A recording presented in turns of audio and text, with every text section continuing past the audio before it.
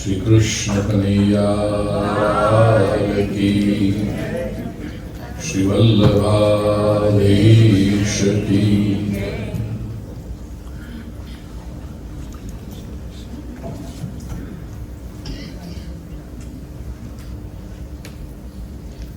महाप्रभुजी श्रीमद वल्लभाचार्य जी अंतःकरणमांथी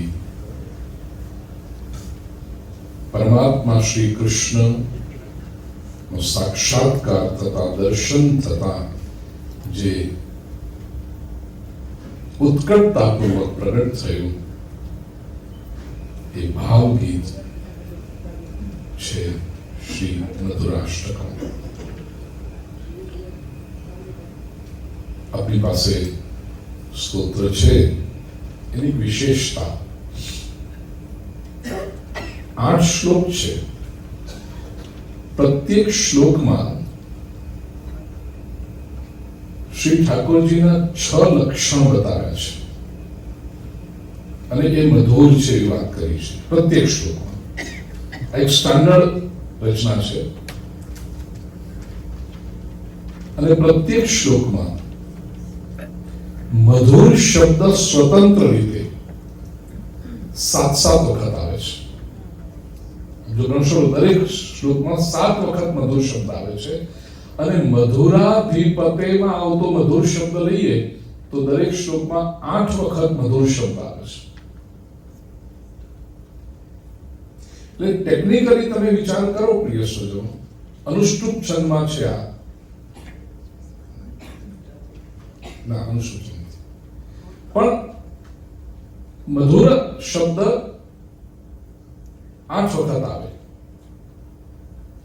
6 લક્ષણો ને મધુર બતાવ્યા છે, 7 વખત ઇન્ડિપેન્ડન્ટલી મધુર શબ્દ અને મધુરાષ્ટક મધુરાધિપતે લખેલા મધુરમ મધુરાધિપતે મધુર ગણીએ તો 8 વખત। આનો અર્થ એમ થાય કે દરેક શ્લોકમાં જે પ્રભુના 6 લક્ષણો છે એ આપણી ભીતર રહેલા ષડ વિકારોનો નાશ કરે છે।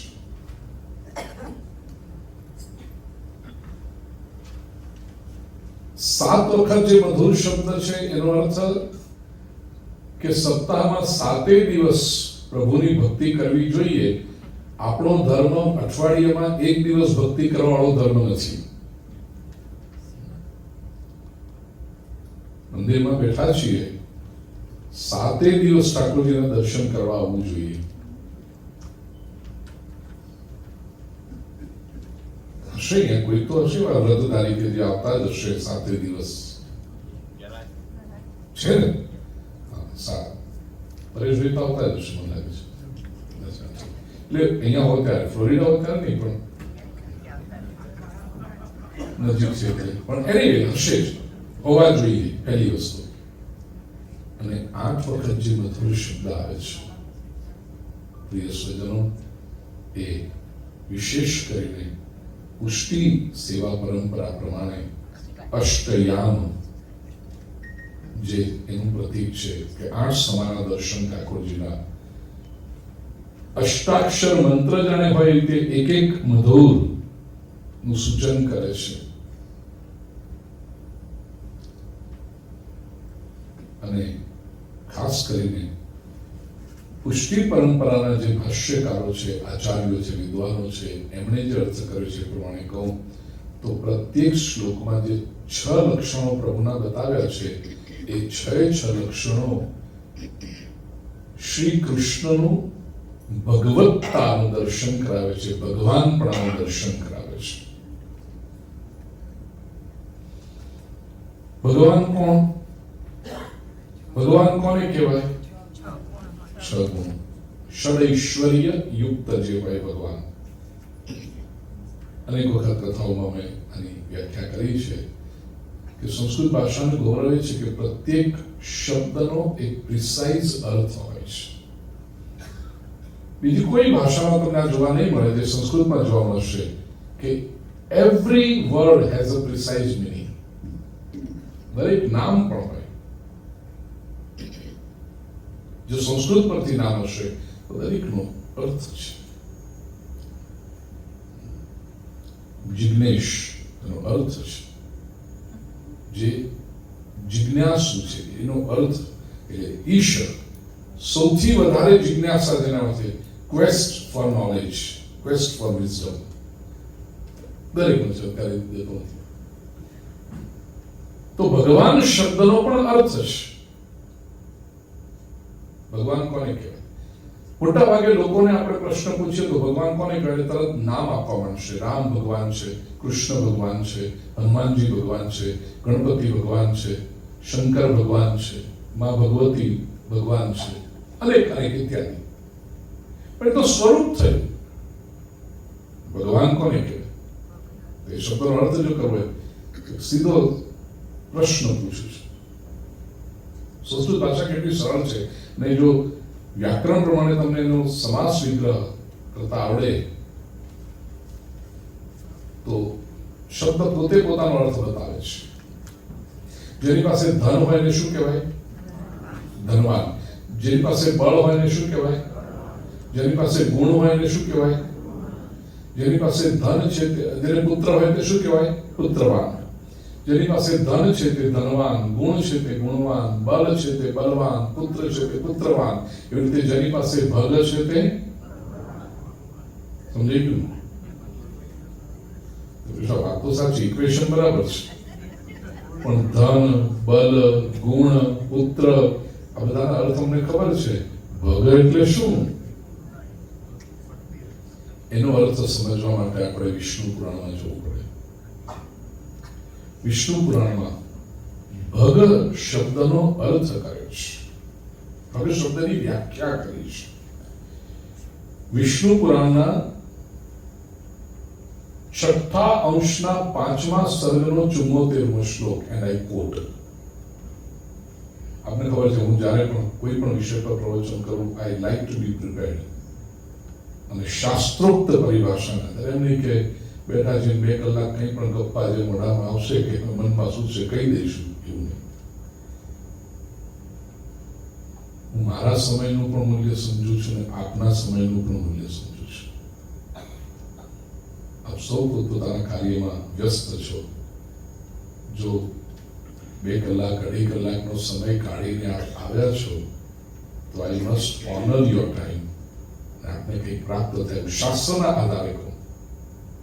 અને એટલે મને ગમે રિસર્ચ કરવું, વાંચવું અને દરેક પ્રવચનમાં કંઈક નવું નવું કલગીમાં પીછા ઉમેરતા રહેવું. તું બોલજે, તું સારી લાગે છે, શરમાઈ શું કામ થાય છે? અને દરેક પીછું પાછું નવા રંગવાળું હોય એવું ઉમેરવું.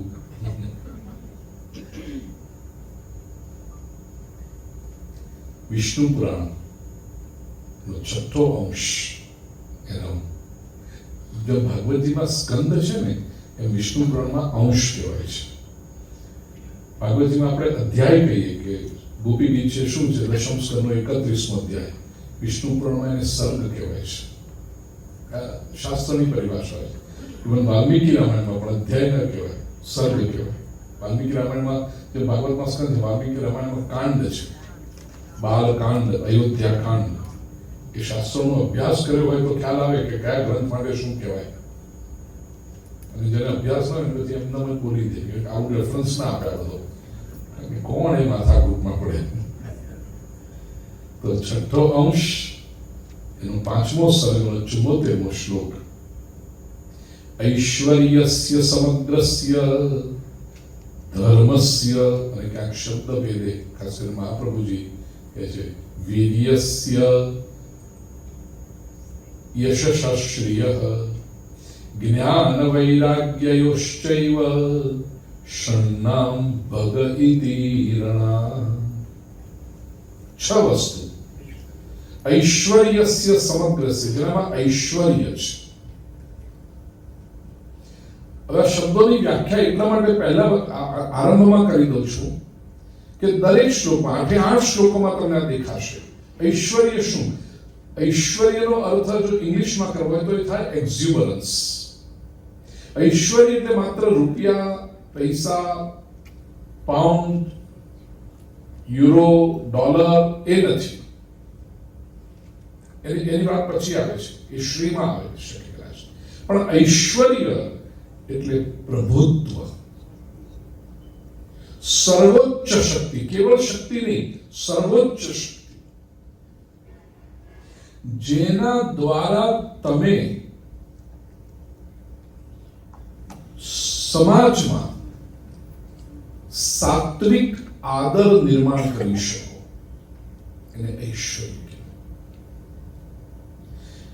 જેની પાસે કેવળ સંપત્તિ છે એનો રિસ્પેક્ટ નથી. જે સંપત્તિ ભેગી કર્યા જ કરે, પોતાનું બેંક બેલેન્સ મોટું કર્યા કરે, લોકો કે પૈસો છે પણ શું કામનો, તરત કહેશે ઉલટું કરે છે. સંપત્તિ એના માટે ક્રિટિસિઝમનું સાધન બને, એ સંપત્તિને લીધે ભોગવાય છે. પણ જે સંપત્તિ આવી એનો સદુપયોગ કરતો હોય તો ધર્મને માટે, તેજસ્વી જ્ઞાની વિદ્વાન બ્રાહ્મણોને સહકાર આપવા માટે, પોતાના જ્ઞાતિજનોનો હાથ પકડીને ઉપર લાવવા માટે, અરે માનવ સેવા, જીવ સેવા કરવા માટે જે સદુપયોગ કરે તો લોકો એનું ગૌરવ કરશે કે ભાઈ એને સંપત્તિ કમાઈ પણ જાણી અને એનો સદુપયોગ પણ કરી જાણી. તો એ સંપત્તિ ઐશ્વર્ય બની. કેવળ પૈસો છે, કેવળ બેંક બેલેન્સ છે, એને ઐશ્વર્ય ન કહેવાય. સંપત્તિનો એક દ્રષ્ટાંત આપ્યું, જે પણ તમારી પાસે બળ છે, શારીરિક શક્તિ છે, પણ એ શારીરિક શક્તિનો સદુપયોગ કરી લોકોમાં આદર ઉભો કર્યો, લોકોનો પ્રેમ સંપાદન કર્યો, લોકોને તમારું કહ્યું કરવાની ઈચ્છા થાય એવો કોઈ પ્રભાવ ઉભો કર્યો, તો એ ઐશ્વર્ય. પદ, પ્રતિષ્ઠા, સૌંદર્ય, જ્ઞાન જે કંઈ હોય, એટલે જ્ઞાન પણ ઐશ્વર્ય બની શકે. જ્ઞાન સ્વતંત્ર રીતે પણ ભગવાનનું લક્ષણ છે. જ્ઞાન વૈરાગ્ય ઐશ્વર્ય. પણ જ્ઞાન ઐશ્વર્ય ક્યારે બને? એ જ્ઞાનનો એવો સદુપયોગ કર્યો કે લોકોને થાય કે આમની વાત સાંભળી આપણા જીવન બદલાય છે, આપણા જીવનમાં ઉન્નતિ થાય છે, મનને શાંતિ પ્રાપ્ત થાય છે, આપણી સમસ્યાઓના સમાધાન પ્રાપ્ત થાય છે. સાદી વાત કહું તો તમે આટલું બધું ભણ્યા છો, કેટલા બધા શિક્ષકો આવી ગયા છે તમારી લાઈફમાં. દર વર્ષે ઓછામાં ઓછા 8 ટીચર આવે. પણ હું તમને કહું કે તમારા ફેવરિટ ટીચરને તમે યાદ કરો તો માન તમને 2 કે 3 યાદ આવશે. બાકી આટલું બધું ભણે એટલે મિનિમમ દરેકના જીવનમાં 100 થી 125 ટીચર તો આવ્યા. 125 તમને 2 જ કેમ યાદ આવે, 3 જ કેમ યાદ આવે? કારણ કે એણે કંઈક વિશેષ રીતે આપને આપ્યું.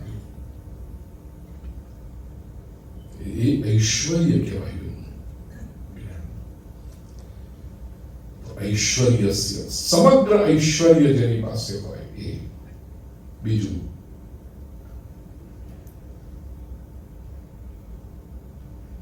ધર્મસ્ય, અથવા પ્રભુજી અને પુષ્ટિ પરંપરામાં કહેવાય વીર્ય. વીર્ય એટલે પરાક્રમ. આ પ્રભુજી આ દરેકની આગળ ધર્મ રહે. ઐશ્વર્ય ધર્મ, વીર્ય ધર્મ, શ્રી ધર્મ, જ્ઞાન ધર્મ, વૈરાગ્ય ધર્મ.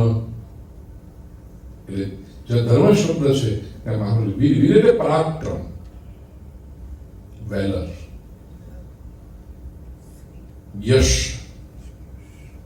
રેકગ્નિશન. અચ્છા, વીર્ય શું છે એ સમજી ચાલજો. માણસ પાસે જેવી શક્તિ આવે ને કે એનો દુરુપયોગ થવાની સંભાવનાઓ વધી જાય છે. કારણ કે મારી પાસે શક્તિ આવે, મને કોણ કહી શકે? પણ એ વીર્ય ક્યારે બને, પરાક્રમ ક્યારે બને કે એના દ્વારા વ્યક્તિ સદાચાર કરે, કર્તવ્યની મર્યાદા સમજે, તો એ પછી કેવળ શક્તિ નથી રહેતી, એ પરાક્રમ બની જાય છે, વીર્ય બને છે. ત્રીજું, યશ, એ કીર્તિ, સમગ્ર કીર્તિ, ખ્યાતિ એ યશ છે. શ્રી એટલે સમગ્ર સંપન્નતા, સમૃદ્ધિ, રિસોર્સફુલનેસ. કોઈ પણ કાર્ય કરવું હોય તો જો અમુક લોકો એવા હોય જેની પાસે તમે પ્રસ્તાવ લઈને જાઓ કે ભાઈ આપણે આ કાર્ય કરવું છે, એટલે તમને પ્રોબ્લેમ પહેલા ગણાવે. ના થાય.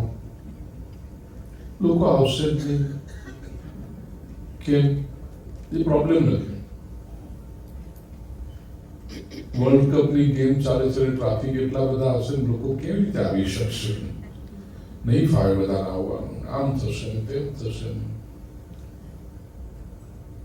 જ્યારે અમુક લોકો કોઈ પણ સારી વાત લઈ જાઓ, હા કરીએ, હા ચોક્કસ કરીએ, વ્યવસ્થા આ બધી ગોઠવાઈ જશે, થઈ જશે. આ પોઝિટિવ લોકો હોય એને શ્રી કહેવાય, રિસોર્સફુલનેસ. વ્યવસ્થા કરી લઈશું. ત્યાર પછી આવે છે જ્ઞાન, સમગ્ર વિદ્યા અને વિવેક,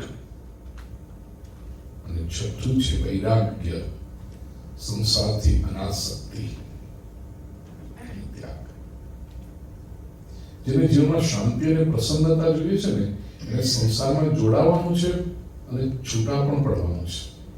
આ બંનેની જરૂર છે.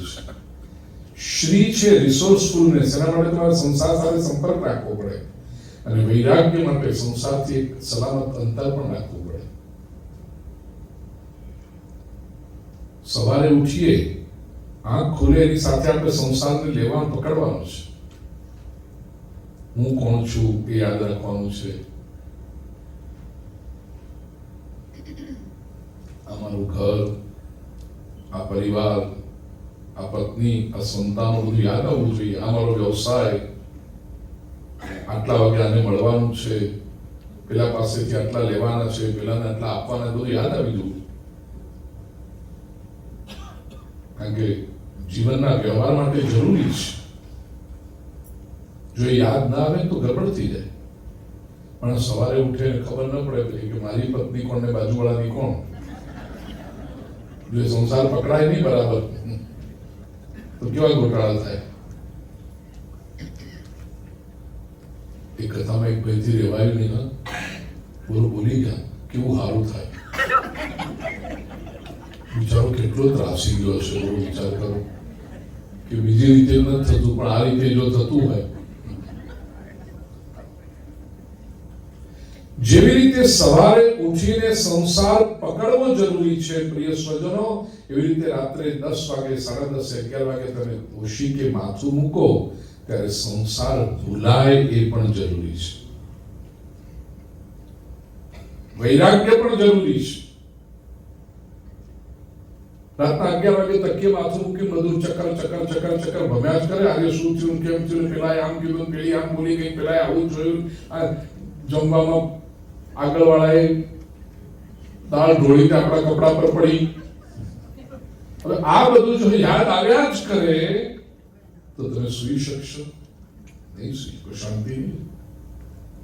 કલાક, 2 કલાક, 3 કલાક પડખા ફેરવ્યા કર્યા, ઊંધા જતા થઈ રાતનો 1:30 વાગ્યો અને હજી પણ જો આ બધું મગજમાંથી જતું ના હોય તો વ્યક્તિ ઊભો થઈ ઊંઘવાની ગોળી લઈ બેસે. પૈસા બાબતના વિચારો, દુકાન બંધ થાય, મારે શું છે. તો સંસાર જેમ પકડવો આવશ્યક છે એમ વૈરાગ્ય પણ ધર્મ છે, એ છૂટવો પણ જોઈએ. આ 6 વસ્તુઓ ઐશ્વર્યસ્ય, સમગ્રસ્ય, વીર્યસ્ય, યશસ્ય, જ્ઞાન, વૈરાગ્યશ્ચૈવ ષण्णां ભગવતી રણા. આટલી પૂર્વ ભૂમિકા સાથે પ્રિય સ્વજનો આવો પહેલા શ્લોકનું ગાન આપણે કરીએ અને એનો અર્થ સમજીએ. અધરમ મધુરમ વદનમ મધુરમ નયનમ મધુરમ હસિતમ મધુરમ હૃદયમ મધુરમ ગમનમ મધુરમ મધુરાધિપતેરખિલમ મધુરમ. ભક્તિની વિવિધ કક્ષાઓ છે. અને મેં જેમ શરૂઆતમાં કહ્યું, મહાપ્રભુજી શ્રીમદ વલ્લભાચાર્યજી ભક્તિ માર્ગના મહાન આચાર્ય છે.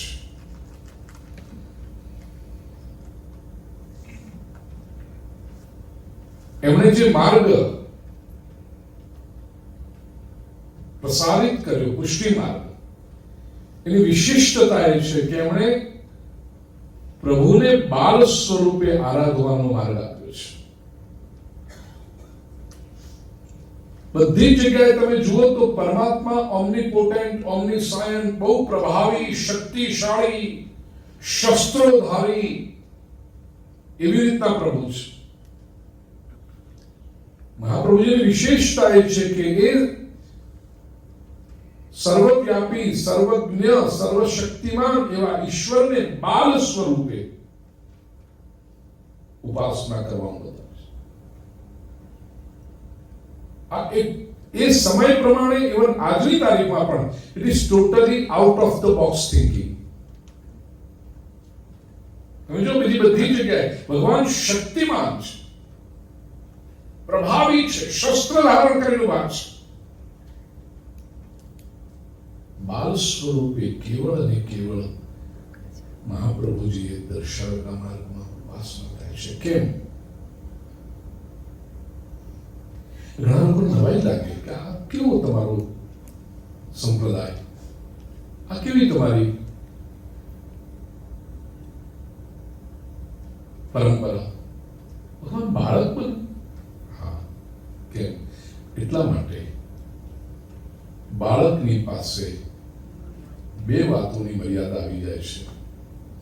પહેલું, બાળક પાસે કશું મગાય નહીં, અને બીજું, બાળક પાસે કદી રડાય નહીં.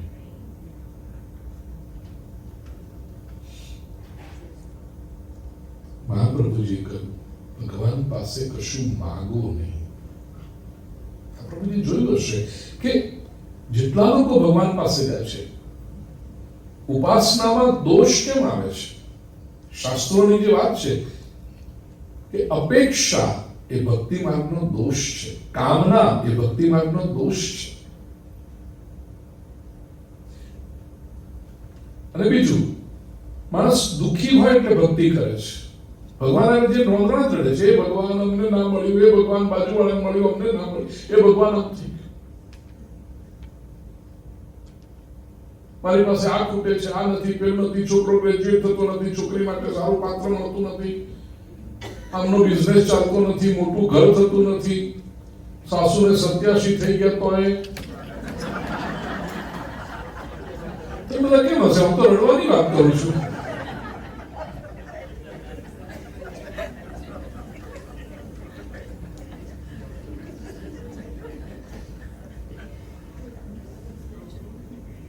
મોટે ભાગે લોકો ભગવાન પાસે રોંદણા રડે છે અને ભગવાન પાસે માંગણીઓ માંગ્યા કરે છે. અને ભક્તિ માર્ગના જે મોટા મોટા બે દોષ, શાસ્ત્રીય ભાષા, સાદી ભાષામાં કહે છે, કામના અને ફરિયાદ,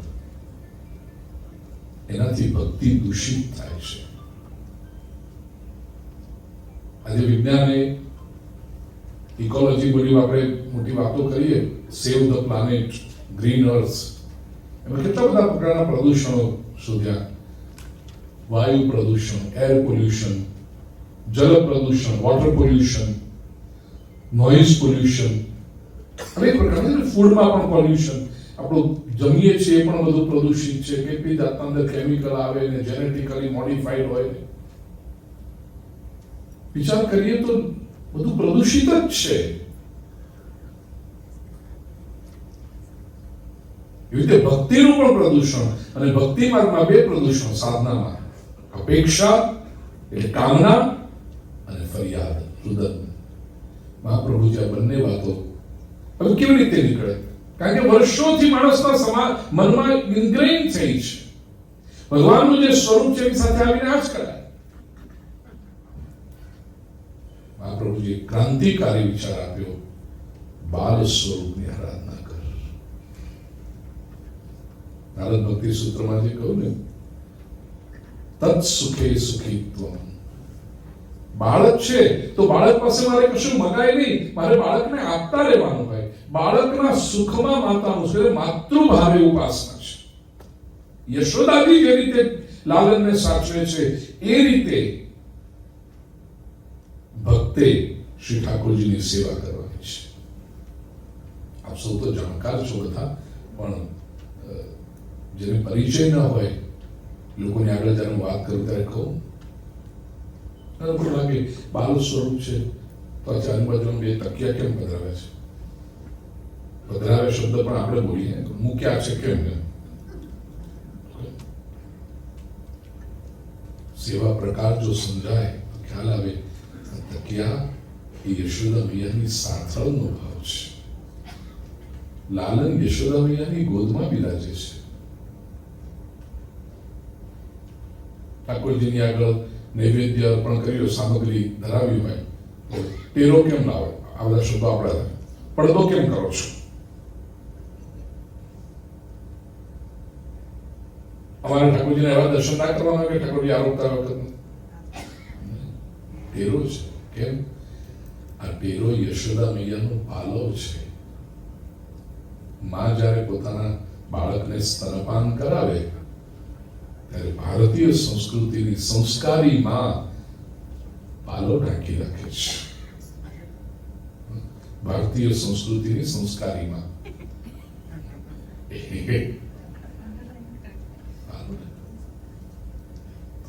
જે ટેરો છે એ યશોદાનો પાલવ. આ ભાવ છે. એટલે યશોદાની જે રીતે લાલનને લાડ કરે છે એવી રીતે આપણે સેવા કરવી છે. ન ફરિયાદ કરાય, ન માગણી કરાય. ભગવાન કહે છે કે સમર્પણ જે કર્યું એની આગળ દુનિયામાં શું થાય કે મને કંઈક મળે તો હું સમર્પણ કરું. અહીંયા મારે કેવળ આપવાનું છે. શું મળે છે એની ગણતરી નથી.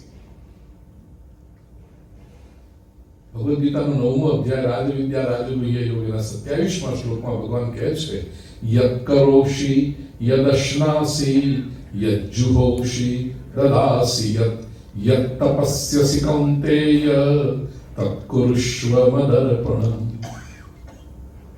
તું જે કંઈ કરે મને અર્પણ કર. આ પ્રભુજી આ ભાવ વણી લીધો, સમર્પણ. પછી તો કંઈ પણ જ્યાં સુધી પ્રભુને અર્પણ ન થાય ત્યાં સુધી મારે લેવાય જ નહીં. મારે જે કંઈ લેવું પ્રભુની પ્રસાદી તરીકે દો. નવું વસ્ત્ર પણ લાવ્યા તો પહેલા ઠાકોરજી પાસે પધરાવો, પછી કાલથી આપણે કહીશું. નવી ગાડી લાવ્યા, ચાવી આજે ઠાકોરજી પાસે પધરાવો.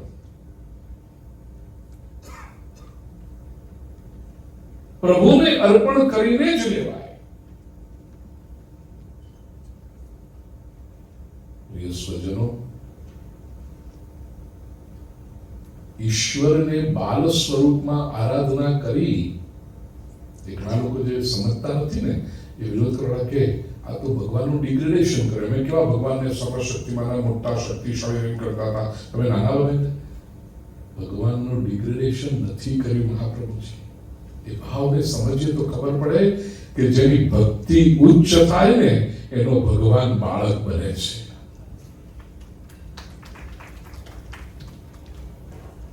ભક્તિની એટલી ઉચ્ચતા આવવી જોઈએ કે ઈશ્વર બાળક, જેનું જીવન એટલું ઉચ્ચ થાય.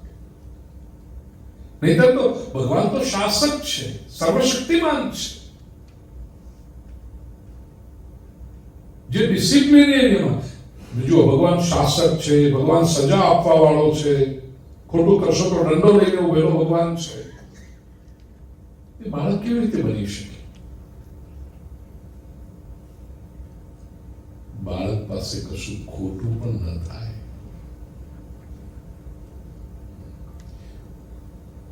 સુરતના કોઈ છે?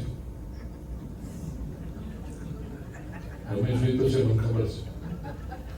તમને વાંધો ન આવે તો એક શબ્દ, એટલે અહીંયા તો કદાચ તમે ડાયા થઈ ગયા છો, પણ સુરત વાળાઓ બોલે ને એને બોલવાનું ભાગ ના હોય. દરેક વાક્યમાં કંઈક એકાદ શબ્દ એવો આવે, એટલે ના બોલાય આવું તો કે ચાલ્યા કરે. શું ચાલ્યા કરે? ન ચાલે આવું. એ જુઓ, મિત્ર આગળ બોલે, પાડોશીઓ આગળ બોલે, બજારમાં ગ્રાહકો આગળ બોલે, પત્ની આગળ પણ બોલે, ઘણી વખત તો બાપા આગળ પણ, કારણ કે બાપે છોકરા પેલો બોલતો હોય. પણ નાનું બાળક છે એની આગળ બોલે. ખોટું કરવાનું માણસ સાવધાન થઈ જાય, આ નાનો છે એની આગળ નહીં બોલાય, ત્યાં ન કરાય. હવે કયો વધારે સારો? જે દંડો લઈને હાથમાં ઉભો છે ને ડરીને આપણે ખોટું ન કરીએ એ વધારે સારું, કે નાનો બાળક છે પ્રેમથી એની આગળ મારે કશું ખોટું થાય જ નહીં અને માણસ અટકી જાય વધારે સારું? તો પ્રિય સ્વજનો, જેનું જીવન ઊંચું થયું એનું ભગવાન બાળક જેવો બને છે. તો ભગવાન સાથે સંબંધ રાખો. ભક્તિ માર્ગનું માધુર્ય, ભક્તિ માર્ગનું રહસ્ય અને ભક્તિ માર્ગનું સાફલ્ય એમાં છે કે ભગવાન સાથે સંબંધ બનાવો. કથાઓમાં મેં અનેક વખત વ્યાસપીઠ પરથી કહ્યું છે કે લોકો ભક્તિ કરે તો છે પણ ભક્તિનો સંતોષ થતો નથી, ભક્તિનો આનંદ આવતો નથી. મોટા મોટા ભક્તોના જીવનની વાતો જયારે આપણે સાંભળી રહીએ છીએ ત્યારે આવું આપણને કેમ નહીં થતું હોય એવું લાગે ઘણી વખત માણસને. આપણામાં કેમ નથી થતું આવું? એનું કારણ ભગવાન સાથે સંબંધ નથી.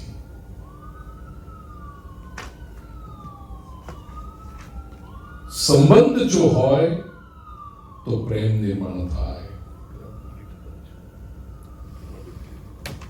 સંબંધ જો હોય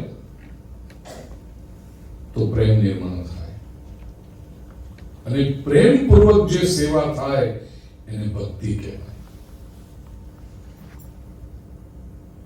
મહાપ્રભુજીએ શબ્દ પણ બહુ સરસ આપ્યો, સેવા. પૂજા નહીં, સેવા.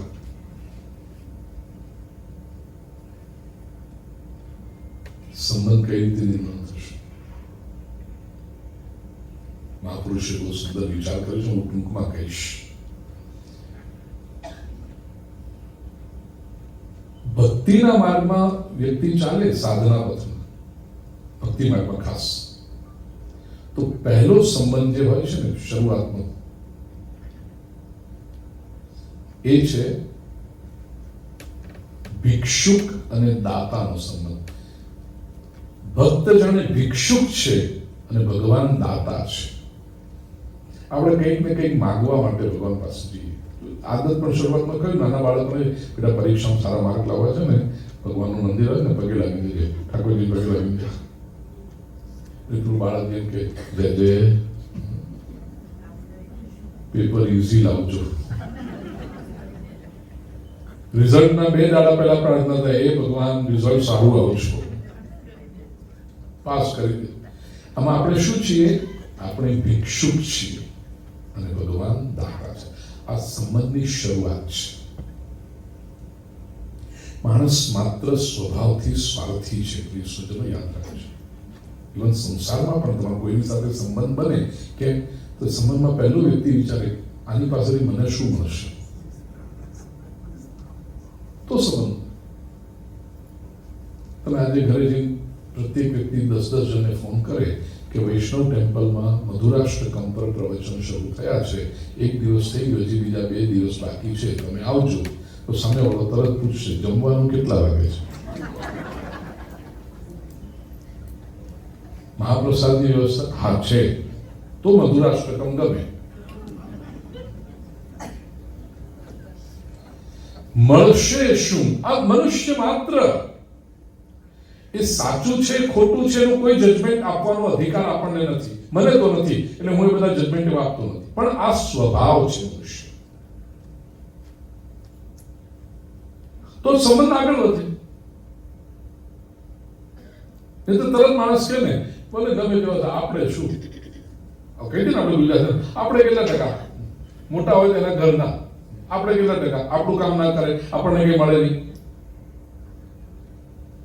તો સૌથી પહેલો સંબંધ જે ભગવાન સાથે પણ થાય છે, ભિક્ષુક અને દાતા તરીકેનો થાય છે.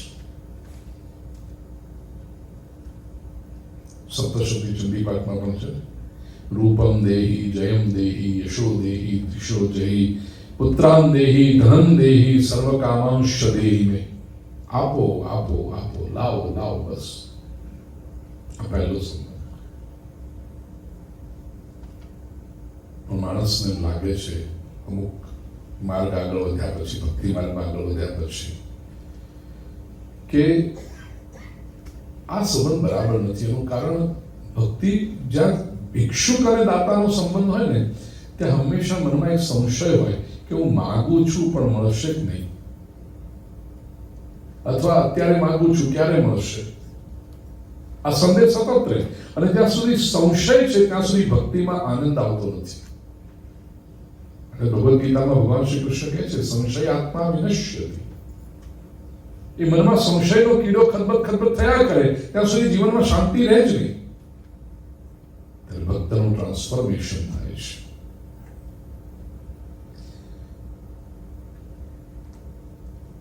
મને માગવું નથી, અથવા તો વચ્ચેની ટ્રાન્ઝિશન સ્ટેટ એવી છે કે હું સંસાર પાસે માંગુ એના કરતા ભગવાન પાસે જ ના માંગુ. બીજી સ્થિતિ જે આવે છે સેવક અને સ્વામીની સ્થિતિ છે. માણસ વિચાર કરે છે, હું શા માટે માંગુ છું ભગવાન પાસે? ન માંગતા મને ઈશ્વર કેટલું આપ્યું છે. આ શરીર મેં ભગવાન પાસે માંગ્યું હતું, બુદ્ધિ મેં માંગી હતી ભગવાન પાસે. અરે બીજી બધી વસ્તુ જોવા દો, ભૂખ માંગી હતી ભગવાન પાસે. વિચાર કરો, ભૂખ ન લાગત તો કેવી સમસ્યાઓ થાત. બહેનો રાજી થાય વસ્તુ જુદી,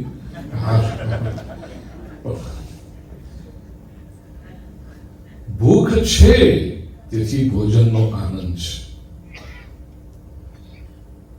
ઊંઘ માંગી હતી આપણે યાદ છે ક્યારે ભગવાન પાસે, હે ભગવાન એટલી કૃપા કરજે. ન આવતી હોય તો કદાચ માગો, બાકી આપણે માગી હતી ભગવાને સહજતાથી આપી દીધી. નાનું બાળક જન્મે છે, 24 માંથી 22 કલાક ઊંઘે છે. ન માંગતા ભગવાને કેટલું બધું આપ્યું છે.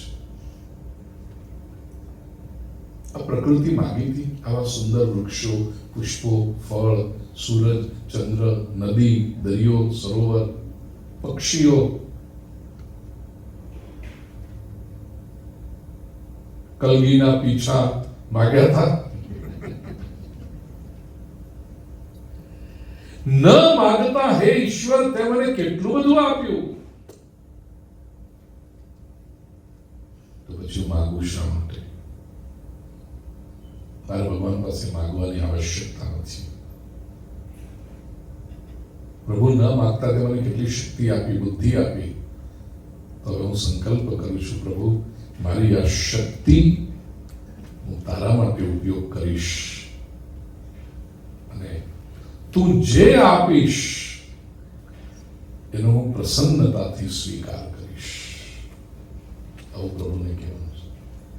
આ સંબંધ સેવક અને સ્વામીનો સંબંધ છે. સૃષ્ટિ એ ભગવાનનું ઘર છે. હું ભગવાનના ઘરમાં આવ્યો છું. સેવક તરીકે મારે મારી ફરજ નિભાવવાની છે. બની શકે એટલે મારે પ્રભુને પ્રસન્ન રાખવાનો પ્રયાસ કરવાનો, અને પરમાત્મા મને જે આપશે તે યોગ્ય છે.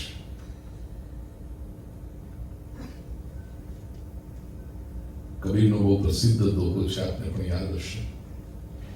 मैं गुलाम मैं गुलाम तेरा, तू साहेब तू साहेब तू साहेब.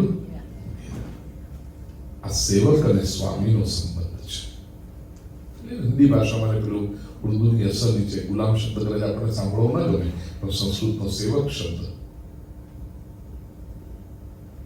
કબીરજીની માફી માંગીને આપણે બદલવું હોય તો मैं सेवक मैं सेवक तेरा, तू स्वामी तू स्वामी तू स्वामी. એનું કારણ, ભગવાન હું સંસારમાં કોઈની સેવા કરું તો એ મને મારું સન્માન કરે કે એની ગેરંટી નથી. લોકો સેવા લઈ લે પછી ભૂલી જાય, થેન્ક યુ.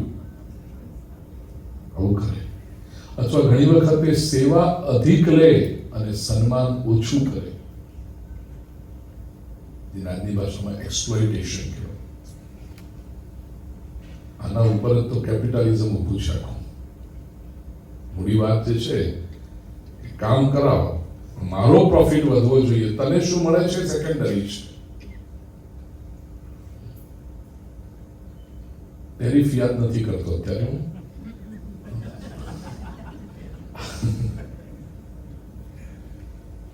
મને જે જોઈએ છે તું આપણે તારું જે થવાનું એ થાય. કેપિટાલિસ્ટ મેન્ટાલિટી છે. શોષણ કરવાની વૃત્તિ છે. સંસાર શોષણ કરશે, મારો ઈશ્વર કદી શોષણ કરતો નથી. એ શ્રદ્ધા છે. સંસાર ભૂલી જશે. મેં સંસારનો આવો દરેકને અનુભવ થાય ને, આપણે જેના માટે કેટલું ઘસાઈ ગયા હોય, પ્રસંગ આવે એમ આપણને યાદ પણ ન કરે. ઘણા લોકો ફરિયાદ કરે, દુઃખી થાય ને એટલે ફરિયાદ કરે. મારી બહેનના છોકરાને ઇન્ડિયાથી બોલાયો, સ્પોન્સર કર્યો. બેન બિચારી ગરીબ સ્થિતિમાં હતી, ત્યાં બહુ એની સાધન સંપન્ન નહીં.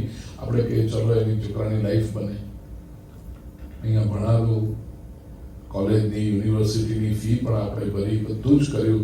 એને સારી રીતે આપણા પરિચયમાં નેટવર્કમાં આપણે જોબ પર પણ અપાર રખાય, બધું જ કર્યું. અને એ છોકરાએ કોઈ કન્યા પસંદ કરી અને નક્કી કર્યું. મને પૂછ્યું પણ નહીં માસી હું આમાં આગળ વધું.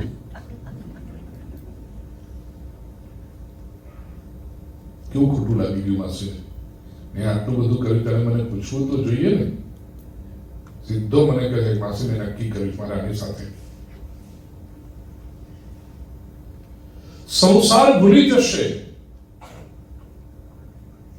મારી ઈશ્વર નહીં ભૂલે. ગુજરાતમાં બહુ સરસ વચન છે, રામના સરવાળા ખોટા હોય ના. યસ્માત ચયે ન ચયદા ચયથા ચયચ્ચ યાવત ચયત્ર ચ શુભાશુભમાત્મકર્મ તસ્માચ્ ચ તેન ચ તદા ચ તથા ચ તચ્ચ તાવત ચ તત્ર ચ વિધાતૃવશાદુપૈતિ. સંસ્કૃત ભાષાની તો જે મજા છે આખી જુદી છે. જેના ભાગ્યમાં જે સમય જે લખ્યું તેને તે સમય તે જ પહોંચે. કર્મ જે કર્યું છે, બીજા લોકો કહે ને કે ભાઈ ऊपर वाले के घर में देर है अंधेर नहीं. खोटी बात है. अंधेर तो नहीं है, देर भी नहीं. योग्य समय ईश्वर આપી દે છે. સેવક અને સ્વામીનો સંબંધ અમુક સમય થાય પછી પહેલી પંક્તિ છે ભિક્ષુક દાતા, બીજી પંક્તિ છે સેવક અને સ્વામી. પણ અમુક કક્ષા રહ્યા પછી આ સેવક અને સ્વામીમાં પણ માણસને થાય કે ના બરાબર નથી. કેનું કારણ? સેવક અને સ્વામીના જીવનમાં ઘણો ફરક હોય છે. અમુક સમય વીત્યા પછી વ્યક્તિને એમ લાગે છે કે આ સેવક અને સ્વામીનો સંબંધ પણ અધૂરો છે. એનું કારણ સેવક અને સ્વામી જુદા જુદા રહે છે. સ્વામી મોટા બંગલામાં રહેતા હોય તો સેવક તો નાના મકાનમાં રહે. સ્વામી કેવું બધું 56 ભોગ આરોપતો હોય તો સેવક તો બિચારો રોટલો દાળ ખાય. આ ફરક છે ને સેવક અને સ્વામીમાં. જ્યારે મારા ને ઈશ્વર વચ્ચે એવું નથી. ઈશ્વર તો મારી સાથે રહે છે. આજ જે મકાનમાં જે હું શરીરમાં રહું છું એમાં જ ઈશ્વર મારી સાથે રહે છે. ફરક તો છે જ નહીં. ત્રીજી સ્થિતિ આવે છે પ્રિય સજ્જનો, સાધક અને ઉદ્ધારક. હું સાધક છું, મારો ઈશ્વર મારા દોષ દૂર કરતો કરતો કરતો મને સ્વચ્છ કરતો કરતો મારી પ્રગતિ કરાવે છે. ભગવાન મારો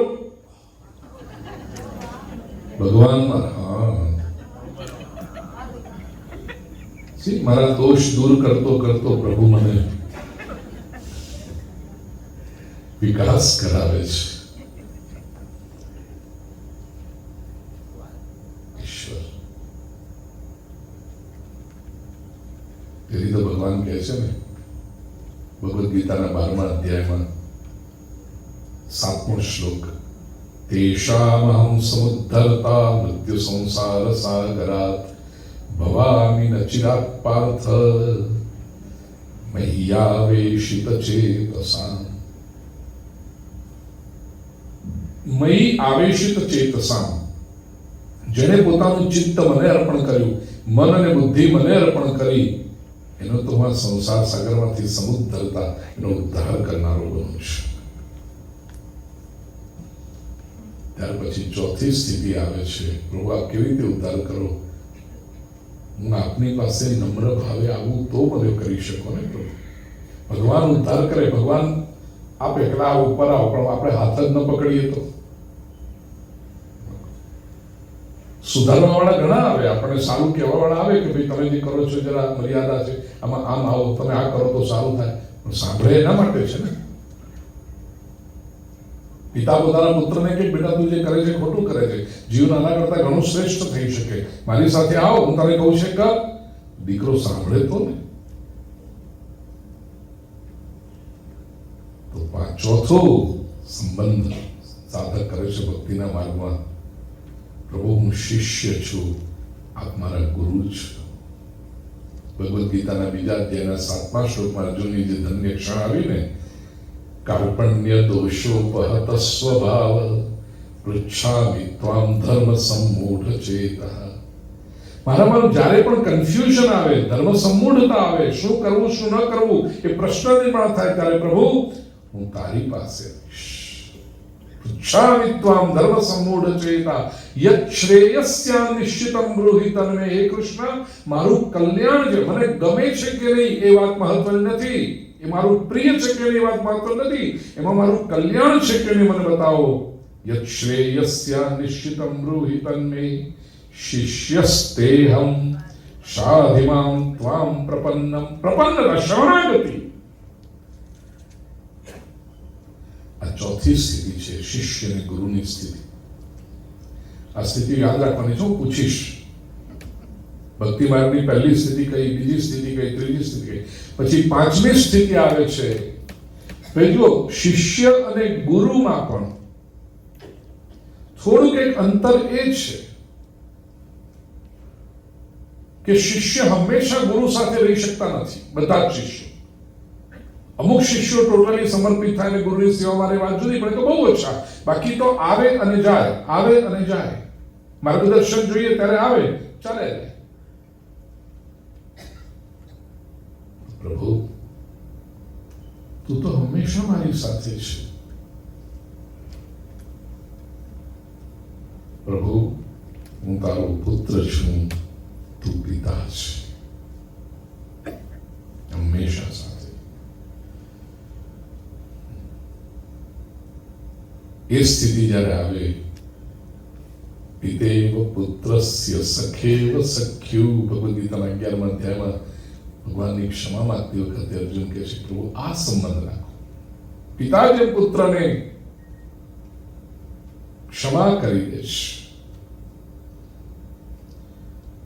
અને બીજું, પ્રભુ મને એમાં લાભ એ છે, હું જો તારો પુત્ર બનું ને તો પિતાના ગુણ પુત્રમાં આવવા જોઈએ. તો મને પ્રભુ તારા ગુણ આવે, સાથે પિતા જો પ્રભુ તું હોય તો તારી જવાબદારી પણ મારે સ્વીકારવી પડે. જેમ સંસારિક દ્રષ્ટિએ કહીએ તો પિતાની સંપત્તિનો હકદાર પુત્ર છે, પણ સાથે પિતાની જવાબદારીઓ પણ લેવી પડે.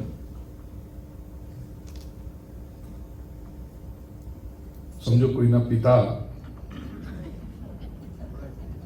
નાની ઉંમરે, આ પાછું કંઈક જાદુ થઈ ગયું. સમજો કોઈના પિતા નાની ઉંમરે જતા રહે, સંપત્તિ મૂકી છે, તો જે પુત્ર છે સંપત્તિનો અધિકારી તો બન્યો, પણ 2 બહેનો છે, તે બહેનોના લગ્ન કરવા, એને જે કંઈ સમાજમાં સન્માનપૂર્વક જીવી શકે બધી વ્યવસ્થા કરવી, એ પણ પુત્રમાં આવે ને. કે પિતાની સંપત્તિ બધી હું લઈ લઉં, બેન તું જા, ટાટા. એવું ન કરાય. જેમ સંપત્તિનો વારિસ છે, અધિકારી છે, એ રીતે જવાબદાર. તો હું ભગવાનનો પુત્ર છું, તો ભગવાનની કૃપાનો જો અધિકારી છું, તો ભગવાનની જવાબદારી પણ મારે લેવી પડે. ભગવાન શું કરે છે? માનવ માત્રને સુખી કરવાનો પ્રયાસ ઈશ્વર કરી રહ્યો છે, તો આ જવાબદારી મારી પણ બને છે. ત્યાર પછી છઠ્ઠું પગથિયું આવે છે. પિતા પુત્રનો સંબંધ આ મધુર છે, પણ એક ડિસ્ટન્સ રહે છે. પુત્ર દર વખતે પિતાની વેદના પણ સમજી શકતો નથી અને પિતાનો આનંદ પણ સમજી શકતો નથી.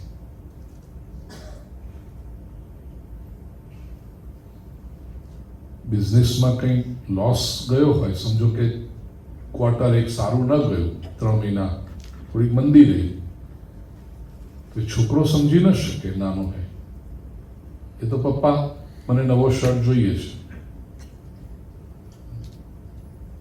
પપ્પા કેમ ટેન્શનમાં છે, પપ્પાને શું, એ ખ્યાલ નથી કે નોકરી કરતો હોય તો બોસે જો ઓફિસમાંથી કંઈક ઠપકો આપ્યો હોય અને એની લીધે પિતાનો મૂડ ઓફ હોય તો બાળક સમજી નહીં શકે. પિતાનો આનંદ પણ સમજી ન શકે. સમજો કે પિતા સંગીતનો જાણકાર હોય ને સરસ મજાનો ક્લાસિકલ કોઈ રાગ વાગતો હોય તો પિતાને આનંદ આવે, પણ બાળકને સમજાતું નથી. બાળકને થાય કે કેમ આ પપ્પા જે બહુ ખુશ દેખાય છે, શું? અને એને જે આનંદ આવ્યો છે એમાં ડિસ્ટન્સ, અન્ડરસ્ટેન્ડિંગનો ફરક રહેવાનો. તો છઠ્ઠી પગથિયું આવે છે ભક્તિનું. ભગવાન સાથે મિત્રનો સંબંધ છે, સખ્ય ભાવ છે. કારણ કે મિત્ર તો સમાન હોય ને, એકબીજાના ઇન્ટરેસ્ટ, એકબીજાના ઇન્ક્લિનેશન, એકબીજાની એક્ટિવિટી શેર કરી શકે. સમાનતાનો એક ભાવ, સખેવ સખ્યુ, એ ભાવ છે.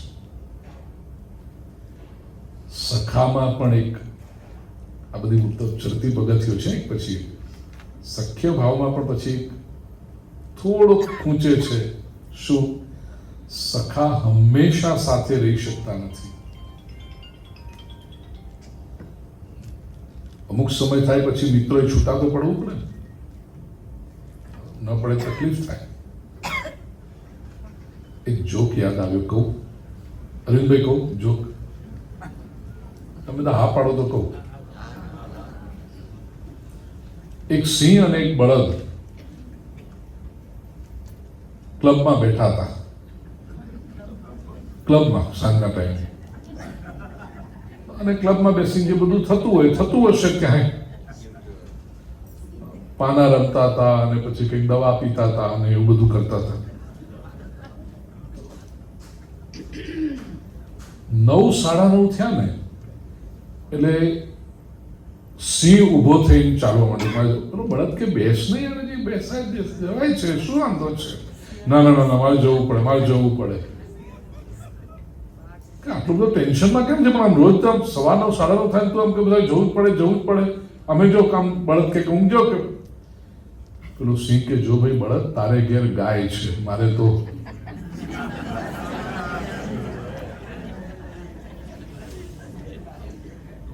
મારે ટાઈમસર જવું પડે.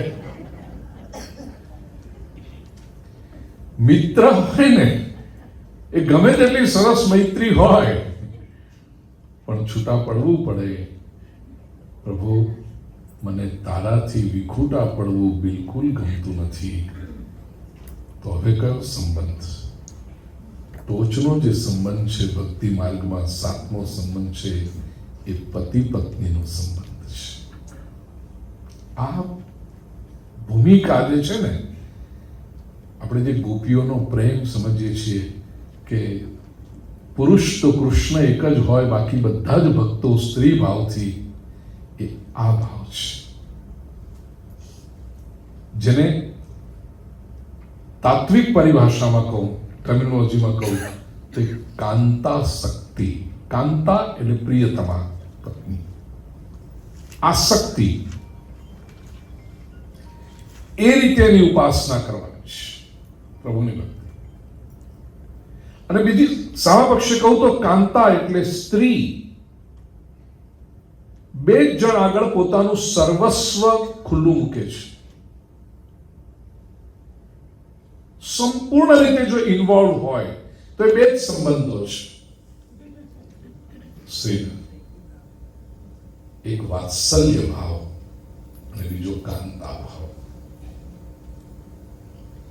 સ્ત્રી પોતાના સંતાનને માટે સર્વસ્વ ખુલ્લું મૂકે છે. ત્યારે કોઈ ક્ષોભ નથી, કોઈ સંકોચ નથી, કશું જ નથી. ટોટલી ઇન્વોલ્વ, ટોટલી જેને કહે ને પૂરેપૂરી સમર્પિત બાળકને માટે. વાત્સલ્ય ભાવ જાણે છે. અને બીજો કાંતા ભાવ, પ્રિયતમનો ભાવ. આ બંને ભાવનો સમન્વય કરી અને મહાપ્રભુજીએ જે માર્ગ બતાવ્યો એ પુષ્ટિ, એ અનુગ્રહનો માર્ગ છે.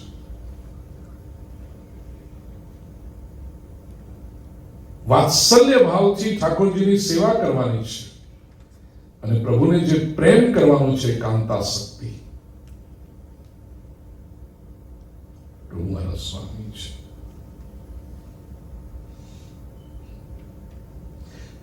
પતિ પત્ની બંને છે એક સ્તર પર, છતાં પણ પત્નીને હંમેશા લાગે કે ના, એ મારા કરતા મોટા છે, એટલે રિસ્પેક્ટ કરવાનું. આમ ધે આર લાઈક ફ્રેન્ડ્સ, પણ પેલો સખ્ય ભાવ તો નીકળી ગયો આગળ, એનાથી આગળ વધ્યા છે. વેવલેન્થ મિત્ર જેવી મેચ થાય છે, પણ છતાં એમાં એક રિસ્પેક્ટનું તત્વ ઉમેરાય છે. ત્યારે કામ થાય. એટલે ઉમેરાવું જોઈએ એમ પતિ પત્નીમાં. પતિ પ્રત્યે પ્રેમ પણ હોય ને સતત રિસ્પેક્ટ પણ હોય. સમજો કે બે પતિ પત્ની વચ્ચે ક્યારેક મતભેદ થયો, વિચાર ભેદ થયો, ઓપિનિયન થોડું તમે આમ, તો અલ્ટિમેટલી બોટમ લાઈન શું આવશે? પત્ની કે સારું, તમને જે યોગ્ય લાગે આપણે કરીએ. આ પ્રેમનું સર્વોચ્ચ સમર્પણ છે. ઘણા ચહેરા ઉપર મને આશ્ચર્ય લાગે છે કે એવું કરાય. શાસ્ત્ર આવું કહે છે. પત્ની હંમેશા એમ કે હું, મારો અભિપ્રાય છે, ભલે હું સાચી હોઉં, શું છે એ બધી સેકન્ડરી વાત છે, પણ તમને એમ લાગે છે, હું સમજાવવાનો પ્રયત્ન કરું છું, નથી માનતા, તમને યોગ્ય લાગે એ આપણે કરશું, બસ. અને એ પણ હસતા છે. આ સમર્પણ ભાવ છે. આ પછી સોદામાં આવે કે આ વખત તમારું કરે, પછી બીજી વખત હું કામ કરવાનું. યાદ રાખજો, એવી શરતો ન હોય. કાંતા શક્તિ, કાંતા ભાવ.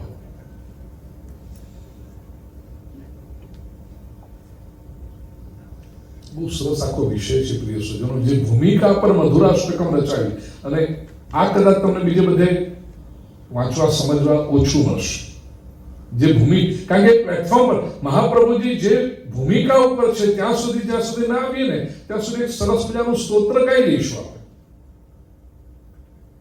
ભૂમિકાને સમજવાની છે. તમને જો પુસ્તક વાંચવાનો શોખ હોય અને બીજા વિચારો પણ શું છે જે આપણા વિચારોને પુષ્ટ કરે એવા, આપણી સમજણને સ્થિર કરે એવા, વિલિયમ જેમ્સ નામનો એક અમેરિકન સાયકોલોજિસ્ટ અને ફિલોસોફર છે, હતો છે. 100 વર્ષ પહેલા એને એક પુસ્તક પબ્લિશ કરેલું જે આજે પણ લોકોમાં વંચાય છે. ટુ બી પ્રિસાઇઝ, એ બુક પબ્લિશ થઈ છે 1902માં, 1902, એટલે આજથી 124 વર્ષ, 125 વર્ષ પહેલા મેં કહ્યું. પુસ્તકનું નામ છે varieties of religious experiences. It is available. તમે ગૂગલ કરશો કે પેલું એમેઝોન પર જશો તો the book is still available even today. Varieties of religious experiences. એમાં વિલિયમ જેમ્સે આ પુસ્તક કહ્યું છે કે 1902માં પબ્લિશ છે, એટલે કદાચ એના 1-2 વર્ષ પહેલા William James University of Edinburgh, સ્કોટલેન્ડમાં એણે 20 પ્રવચનો કરેલા, 20 ભાષણ માટે ગયા હતા વિલિયમ જેમ્સ. અને એ 20 ભાષણોનું એણે આ કમ્પાઇલેશન કરીને પોતાનું બુક પબ્લિશ કરી, વેરાયટીઝ ઓફ રિલિજિયસ એક્સપિરિયન્સીસ. એ સાયકોલોજીની દ્રષ્ટિએ ધર્મનો અભ્યાસ કરે છે. examines religion and religions with the lens of psychology. અને એમાં વિલિયમ જેમ્સ એક વાત પ્રૂવ કરે છે કે વ્યક્તિ જો ધાર્મિક બનતો હોય અને ધાર્મિક રહેતો હોય તો એ એના પોતાના પર્સનલ ઇન્ડિવિજ્યુઅલ એક્સપિરિયન્સીસના આધારે રહેતો હોય છે. That is the true backbone of person's religious beliefs and religious life. True religion cannot survive only on the doctrines of the churches. એ શબ્દ વાપરે છે, churches.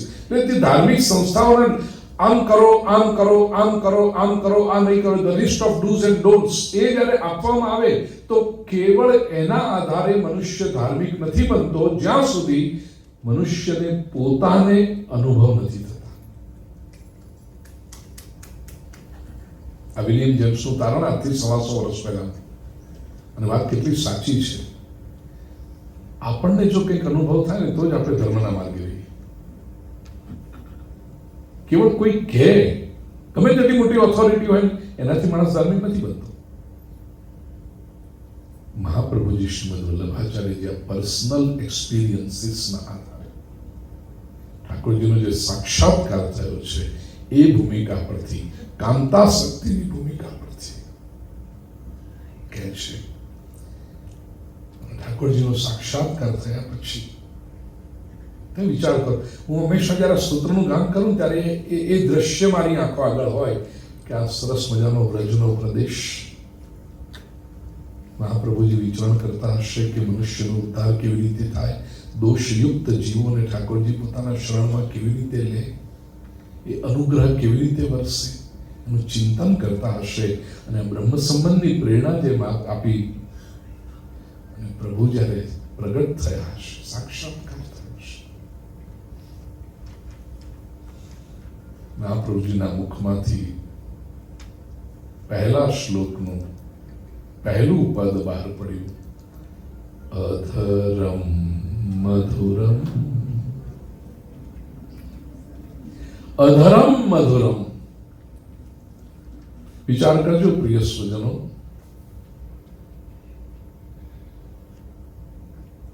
આપણે જ્યારે પ્રભુના દર્શન કરીએ, સાક્ષાત ઠાકોરજીની અનુભૂતિ થાય ને તો આપણે પ્રભુને પ્રાર્થના કરી, પ્રભુ એ દિવ્ય ક્ષણ આપ અમારા જીવનમાં.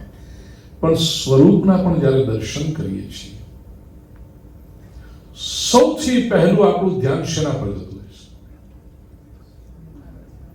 જેવી પ્રત્યેક વ્યક્તિની નો સ્વભાવ, કોઈકનું ધ્યાન પ્રભુના નેત્ર પર જાય, કોઈકનું ધ્યાન પ્રભુના શૃંગાર તરફ જાય, કોઈનું ધ્યાન હસ્ત તરફ જતું હશે, કોઈકનું ધ્યાન ચરણ તરફ જતું હશે. સ્વયં મહાપ્રભુજી પણ જ્યારે સેવા કરતા હશે ત્યારે નિત્ય રોજ અલગ અલગ જતું હશે.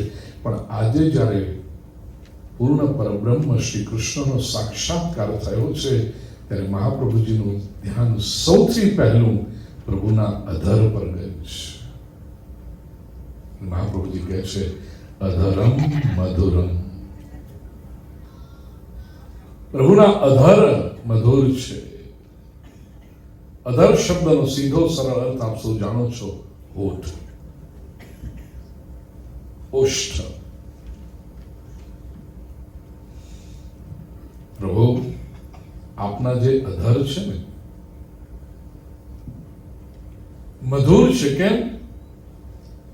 એ મધુર રસને ધારણ કરે છે, મધુર રસને પ્રસરાવે છે.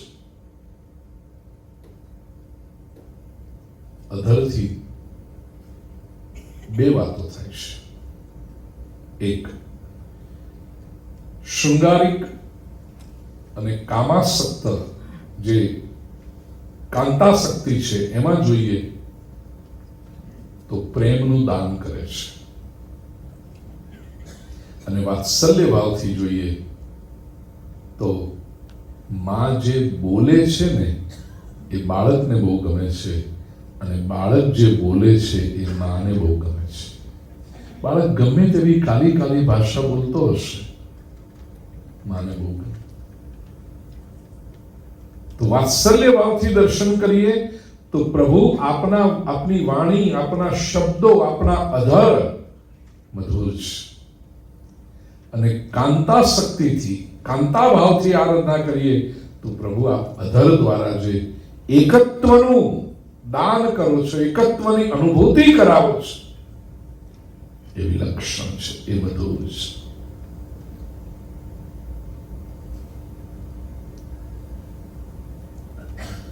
શ્રીમદ ભાગવતમાં વેણુ ગીત દશમ સ્કંદનો 21મો અધ્યાય એના આરંભમાં સુખદેવજી કેટલું સરસ વર્ણન કર્યું. જે શ્લોક સાંભળીને બહુ નાની અવસ્થામાં વૈરાગ્ય ભાવ જાગવાથી ઘર છોડીને ચાલ્યા ગયેલા સુખદેવજી, વ્યાસજીને ચિંતા હતી કે દીકરો ઘર છોડીને ચાલે ગયો, પાછો કેમ આવશે? શોધવા નીકળ્યા વ્યાસજી. પુત્રે તિતન્મય તયા તરવો વિનેદુહુ. હે પુત્ર, હે પુત્ર, પોકા પણ ના આવ્યા પાછા. પછી વ્યાસજીએ શું કર્યું કે ભાગવતજીના શ્લોક કેટલાક પોતાના શિષ્યોને કંઠસ્થ કરાવીને કહ્યું કે તમે આ શ્લોક ગાતા ગાતા ભ્રમણ કરો, મારો શુક જ્યાં હશે ત્યાંથી પાછો આવશે. અને જે શ્લોક સાંભળી, એવો 2 શ્લોક છે, આ શ્લોક પણ છે. સુખદેવજીને શ્રીમદ ભાગવતના અધ્યયનની ઈચ્છા થઈ કે આટલું સરસ વર્ણન. શિષ્યો જતા હતા શ્લોક ગાતા. બરહા પીડન નટવર વપુઃ કર્ણયોઃ કર્ણિકારમ બિભ્રદ વાસઃ કનક કપિશમ વૈજયંતીં ચ માલામ રંધ્રાન વેણોરધર સુદયા પૂરયન ગોપવૃંદૈ વૃંદારણ્યમ સ્વપદ રમણમ પ્રાવિશદ ગીત કીર્તિ. શ્રીમદ ભાગવતના દશમ સ્કંદના 21મા અધ્યાયનો 5મો શ્લોક. એ ઉભો રે ભાઈ, ભગવાનનું આટલું સુંદર સ્વરૂપનું વર્ણન આ કયા ગ્રંથમાં છે? શિષ્ય કહ્યું, મહર્ષિ વ્યાસ રચિત શ્રીમદ ભાગવત ગ્રંથમાં છે. મારા પિતાશ્રી આ ગ્રંથ રચ્યો છે અને મને જ ખબર નથી. મારે આ ગ્રંથનું અધ્યયન કરવું છે. સુખદેવજી પોતાના પિતા પાસે પાછા આવ્યા, ભાગવતનું અધ્યયન કર્યું ઠાકોરજીનું. એવો આ શ્લોક એમાં જુઓ, રંધ્રાન વેણો રધર સુધયા અધર સુધયા. પોતાના અધરામૃતથી વેણુના રંધ્રોને, વાંસળીના છિદ્રોને છલકાવી દે છે, જે મધુર રસ પ્રગટ કરે છે.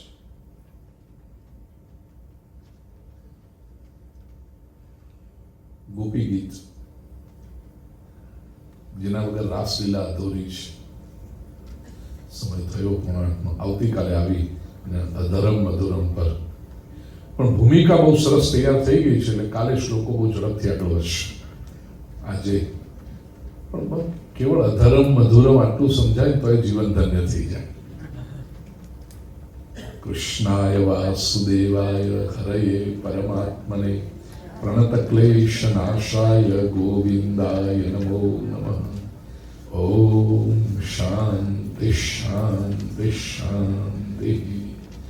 बोलिए श्री कृष्ण कन्हैया की, श्री गोवर्धन नाथ की जय, श्री वल्लभाधीश की जय, श्याम सुंदर श्री यमुने महारानी की.